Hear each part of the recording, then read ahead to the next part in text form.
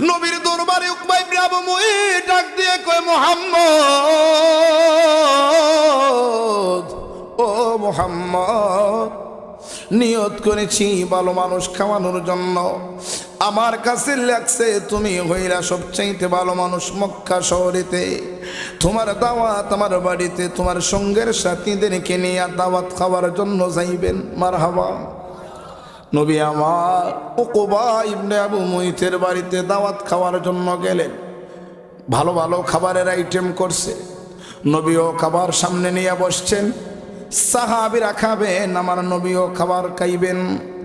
ওই মুহূর্তে আল্লাহর নবী খাবারের সামনে বসার পরে খাবার হাতের মধ্যে নিয়ে নবীজি উকবা ইবনে আবু মুঈতের দিকে তাকায়া রইছেন। ডাক দিয়ে কয়, ওগো মুহাম্মদ, আপনার সামনে খাবার